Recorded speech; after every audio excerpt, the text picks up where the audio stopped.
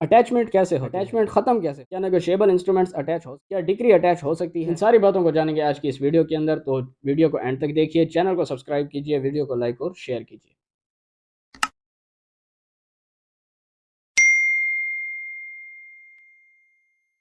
अस्सलाम वालेकुम। आज हम जिस टॉपिक पर बात करने वाले हैं वो है हमारा सीपीसी की सीरीज़ के अंदर आर्टिकल 21 के अंदर रूल 51 से लेकर 55 तक। पिछले वीडियो में हमने पढ़ा था रूल 45 से लेकर 50 तक। आज की इस वीडियो में हम करेंगे 55 तक और इससे अगली वीडियो में हम आगे लेकर चलेंगे। आज की वीडियो के अंदर हम पढ़ेंगे कि अटैचमेंट कैसे होती है, नेगोशिएबल इंस्ट्रूमेंट्स, डिग्री कैसे अटैच होती है, अटैचमेंट को ख़त्म कैसे किया जाता है। तो सबसे पहले है जी रूल 51।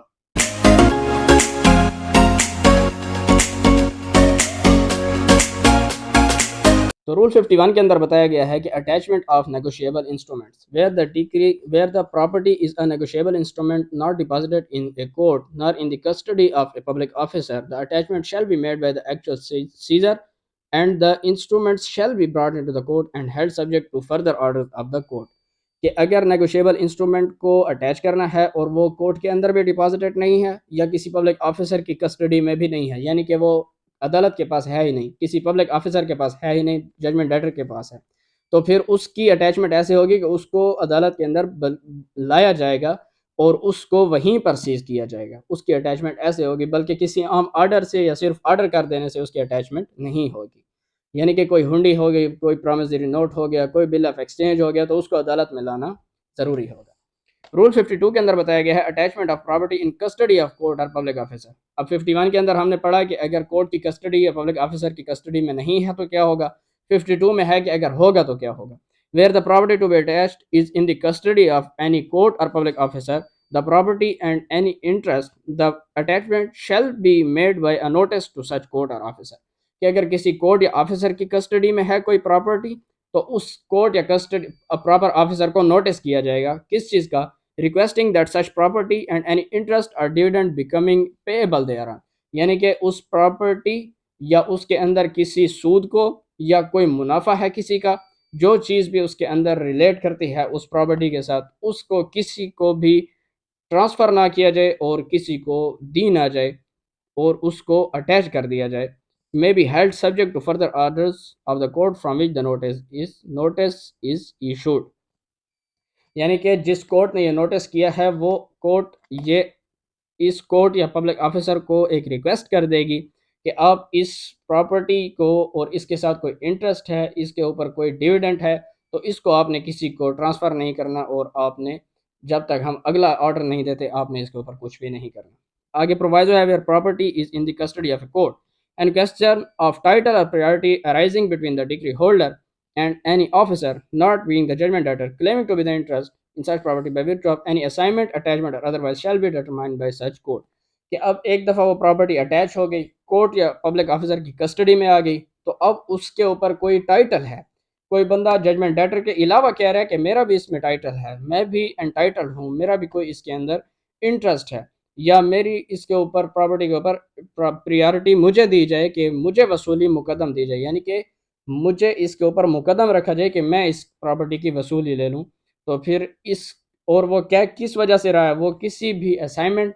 अटैचमेंट या अदरवाइज़, यानी कि उसको कोई इंतकाल हुआ है, वो कह रहा है कि मुझे कोई इंतकाल हुआ है, या वो कह रहा है कि ये प्रॉपर्टी तो मेरे हक़ में अटैच हुई है, या किसी और तरीके से वो कह रहा है कि अदालत ने मुझे दी है, तो फिर वो अदालत में जब अप्लाई करेगा तो इस बात का तयन अदालत करेगी कि आया उसको देनी है या नहीं देनी, जजमेंट डेटर के अलावा अगर कोई कह रहा है तो। रूल 53 के अंदर बताया गया है कि क्या डिग्री अटैच हो सकती है, तो जी हाँ हो सकती है। उसका तरीकाकार बताया गया है कि कैसे हो सकती है। Where the property to be attach is a decree, कि जो प्रॉपर्टी अटैच करनी है वो डिग्री है, for the payment of money or sale in enforcement of mortgage or charge. कि आया या तो वो पेमेंट ऑफ मनी की डिग्री है या मोर्टगेज के अंदर सेल करना है उस प्रॉपर्टी को, या उसके ऊपर चार्ज है कोई और उसमें उसको सेल करना है, तो फिर ये डिग्री का अटैचमेंट का तरीकाकार क्या होगा। अटैचमेंट शैल बी मेड, कैसे, दो तरीके बताए हैं। If the degree were pass by the same court then by order of such court, कि दोनों डिग्रीज अगर एक कोर्ट ने पास की हैं तो उसी कोर्ट के ऑर्डर से जिसने वो पास की है वही कोर्ट वो भी ऑर्डर कर देगी कि इस डिग्री को अटैच भी कर दिया जाए। If the degree attach to be pass by another court, कि अगर एक कोर्ट जिसने डिग्री पास की है वो दूसरी है, यानी कि जिस डिग्री की एग्जीक्यूशन में दूसरी डिग्री को अटैच करना है, एग्जीक्यूशन वाली कोर्ट और है और उस डिग्री को पास करने वाली कोर्ट और है, तो फिर ये कोर्ट उस कोर्ट को नोटिस भेज देगी कि आप इसकी एग्जीक्यूशन को फ़िलहाल स्टे कर दें। कब तक? आप आगे 2 रास्ते बताएँ कि unless and until the court which pass the degree sought to be executed cancel the notice, कि जब तक हम उस नोटिस को कैंसिल नहीं कर देते, या दूसरा तरीका the holder of the degree sought to be executed or his judgment debtor applies to the court receiving such notice to execute its own decree, कि एक तो ये कोर्ट जिसने नोटिस भेजा है कि फ़िलहाल आप डिग्री को एग्जीक्यूट करने से स्टे कर दें, ये कोर्ट इस नोटिस को कैंसिल कर देती है, या फिर जजमेंट डेटर जो इस डिग्री का जजमेंट डेटर है और इस डिग्री में जजमेंट डिग्री होल्डर है, वो या तो वो रिक्वेस्ट कर दे या फिर इस डिग्री का डिग्री होल्डर रिक्वेस्ट कर दे। यानी कि यहाँ पर 2 बंदे हैं, एक डिग्री होल्डर है, एक जजमेंट डेटर है। इसने डिग्री यहाँ हासिल कर ली और इस बंदे की डिग्री को अटैच करना है जो यहाँ पर जजमेंट डेटर है। अब इन दोनों में से कोई भी अगर उस कोर्ट को रिक्वेस्ट कर देता है कि इस डिग्री को एग्जीक्यूट कर दें, तो फिर अदालत कर देगी। या दूसरा तरीका कि आप जब तक ये नोटिस हम कैंसिल नहीं कर देते। आगे है where a court makes an order under clause A or receives an application under subhead 2 of the said rule, it shall, on the application of the creditor who has attached the degree or his judgment debtor, proceed to execute the attachment and apply net proceeds in the satisfaction of the degree sought to be executed. एक तो जैसे हमने पढ़ा कि notice भेज देगी अदालत तो डिग्री एग्जीक्यूट हो जाएगी,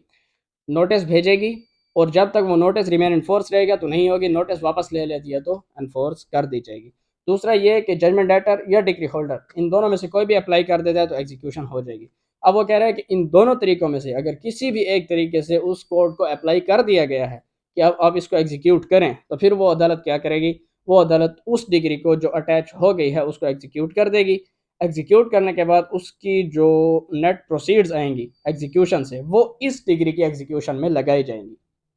यानी कि जिस डिग्री की हम एग्जीक्यूशन कर रहे हैं, कैसे उस डिग्री की अटैचमेंट करा के, तो अब उस डिग्री को जिसको अटैच किया है उसकी एग्जीक्यूशन करा के उसकी नेट प्रोसीड को इसकी एग्जीक्यूशन में लगाया जाएगा। उसके बाद 3 में बताया गया the holder of a degree sought to be executed by the attachment of another degree of the nature shall be deemed to be the representative of the holder of the attached degree and to be entitled to execute such degree in any manner lawful for the holder thereof। इस degree का जो degree holder है और यहाँ पर वो execution करा रहा है, तो उसको ऐसे समझा जाएगा जैसे वो इस डिग्री के डिग्री होल्डर का रिप्रेजेंटेटिव हो। ऐसे समझ ले कि इस डिग्री का भी वो डिग्री होल्डर समझा जाएगा और उस डिग्री को ऐसे ही एग्जीक्यूट कराएगा जैसे कि कोई डिग्री होल्डर अपनी डिग्री को एग्जीक्यूट कराता है, यानी कि किसी भी तरीके से एग्जीक्यूशन वो करा सकता है। उसके बाद बताया जा रहा है where the property to be attach in execution is a degree other than degree of the nature, कि ऊपर हमने पढ़ा था कि पेमेंट ऑफ मनी की डिग्री हो या मोर्टगेज में सेल और चार्ज वाली डिग्री हो, तो फिर उसके लिए ये तरीकाकार होगा। यहाँ पर बता रहे हैं कि अगर कोई और डिग्री है, इन दोनों डिग्रीज के अलावा कोई डिग्री है, तो फिर क्या होगा, फिर ये होगा कि the court which pass the degree sought to be executed to the holder of the degree sought to be attached prohibiting from transferring or charging the same। तो फिर ये तरीका होगा कि फिर इस अदालत को नोटिस भेज दिया जाएगा कि आप इसको अब ट्रांसफ़र और चार्ज ना करें। वहाँ पर उसको नोटिस था कि आप इसको एग्जीक्यूट ना करें, यहाँ पर यह था कि अब आपने इसको ट्रांसफ़र भी नहीं करना, चार्ज भी नहीं करना। अगर तो इसकी अपनी कोर्ट में है तो फिर ये उस डिग्री होल्डर को ऑर्डर कर देगी, अगर दूसरी कोर्ट में है तो फिर उस दूसरी कोर्ट को नोटिस कर देगी कि अब आप इसको ट्रांसफ़र भी ना करें, चार्ज भी ना करें। And where such order decree has been passed by the other court also by sending to such abstain from executing until and such notice is cancelled by the court। यानी कि जब तक अदालत उस नोटिस को कैंसिल नहीं करती तब तक ये रिमेन इन फोर्स रहेगा कि डिग्री होल्डर को, कि अगर उसकी अपनी अदालत का डिग्री होल्डर है तो खुद उसको कह देगी, अगर किसी और अदालत में उसकी डिग्री है तो फिर उस अदालत को कह देगी कि अब आपने इसको ट्रांसफ़र भी नहीं करना और चार्ज भी नहीं करना। कब तक? जब तक कि हमारा ये नोटिस रिमेन इन फोर्स रहता है। हम इस नोटिस को कैंसिल कर दें तो आप जो चाहे इसके साथ कर दें। उसके बाद 5 में बताया गया है कि जो इस डिग्री का डिग्री होल्डर होगा, यानी कि जो यहाँ पर जजमेंट डेटर था वो यहाँ पर डिग्री होल्डर है ना, इस सारी एग्जीक्यूशन से पहले, तो फिर वो उसकी ड्यूटी है कि उसने अदालत को वो सारी एड और इंफॉर्मेशन पहुँचानी है जो इस डिग्री की एग्जीक्यूशन के लिए ज़रूरी है।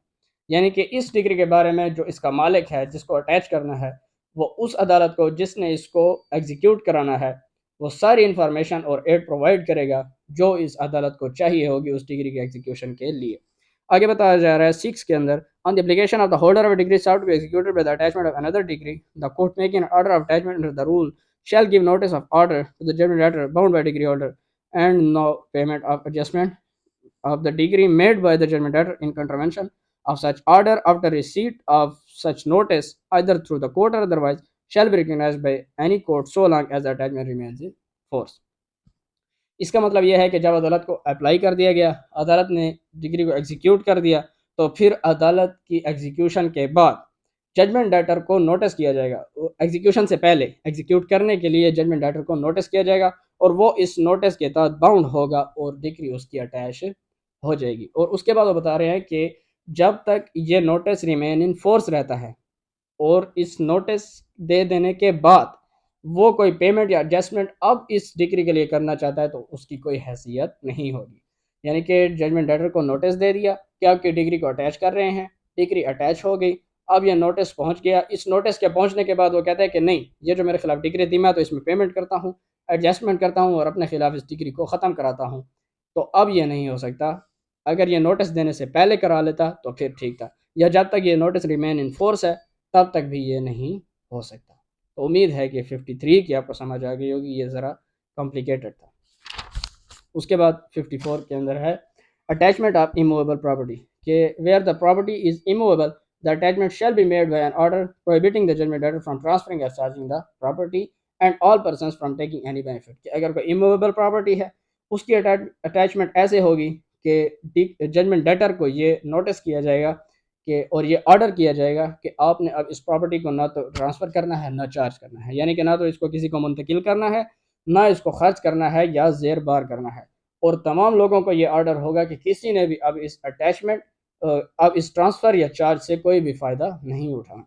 आगे बताया गया the order shall be proclaimed at some place or adjacent to such property by beat, यानी कि इस ऑर्डर को उस जगह पर इश्तिहार भी करा सकते हैं, वहाँ के इलाके में ड्रम बीटिंग भी करा सकते हैं, कोई और कस्टमरी मोड चलता है तो वो भी करा सकते हैं, और एक कापी अदालत के बाहर भी लगाई जाएगी और उस प्रॉपर्टी के बाहर भी लगाई जाएगी। और अगर वो प्रॉपर्टी ऐसी है कि वो कलेक्टर को यानी कि वो गवर्नमेंट को लैंड रेवेन्यू पे करती है, यानी कि ज़री ज़मीन है, तो फिर कलेक्टर के ऑफिस में भी एक इश्तिहार लगाया जाएगा। उसके बाद रूल 55 के अंदर बताया गया है removal of attachment after satisfaction of degree, कि अब डिग्री सेटिस्फाई हो गई है तो अब इसकी रिमूवल कैसे होगी, अटैचमेंट को हटाया कैसे जाएगा। वो कहते हैं कि 3 तरीके से हट सकती है। कैसे? The amount decreed with cost and all charges expenses resulting from the attachment are paid,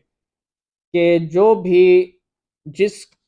जिस बात के लिए वो डिग्री थी वो कॉस्ट पे कर दी, उसके ऊपर कोई चार्ज था वो भी पे कर दिया, कोई एक्सपेंसेस हैं अटैचमेंट के वो भी पे कर दिए, तो अदालत उस प्रॉपर्टी के अटैचमेंट को ख़त्म कर देगी। दूसरा, अदालत सेटिस्फाइड हो जाती है कि इस डिग्री को सेटिस्फाई करने के लिए जजमेंट डेटर राज़ी है या उसने कर दी है, या तो इस बात की वो अदालत में तस्दीक कर देता है कि मैं इसको सेटिस्फाई करता हूँ, या उसने सेटिस्फाई कर दी है तो भी अटैचमेंट हट जाएगी। और तीसरा है कि डिग्री सेट असाइड और रिवर्स, कि अगर डिग्री को सेट असाइड कर दिया अदालत ने कि ख़त्म कर दिया है या रिवर्स कर दिया है तब भी अटैचमेंट हट जाएगी। यही बता रहे हैं कि shall be deemed to be withdraw, तो अटैचमेंट विड्रॉ समझी जाएगी। और अगर इमूवेबल प्रॉपर्टी है तो ऐसे होगा कि अगर जजमेंट डेटर चाहता है कि मेरी इमूवेबल प्रॉपर्टी को जब आपने अटैचमेंट से हटा दिया है तो अब मैं चाहता हूँ कि अब उस प्रॉपर्टी के ऊपर आप एक इश्तिहार भी लगाएं कि इस प्रॉपर्टी को हमने अटैचमेंट से हटा दिया है, तो अदालत उसकी रिक्वेस्ट के ऊपर और उसके ख़र्चे के ऊपर ये अटैचमेंट भी करा सकती है, ये यानी कि प्रोक्लेमेशन भी करा सकती है कि जहाँ पर उसकी प्रॉपर्टी है जिसके ऊपर अटैचमेंट हटा दी गई है वहाँ पर अदालत इश्तिहार लगा देगी कि अब इस प्रॉपर्टी से अटैचमेंट हटा दी गई है। तो ये था जी आज का हमारा लेक्चर रूल 51 से लेकर 55 तक। उम्मीद है कि आपको समझ आ गई होगी। मिलते हैं अपने अगली वीडियो में, तब तक के लिए थैंक यू सो मच। अल्लाह हाफ़िज़।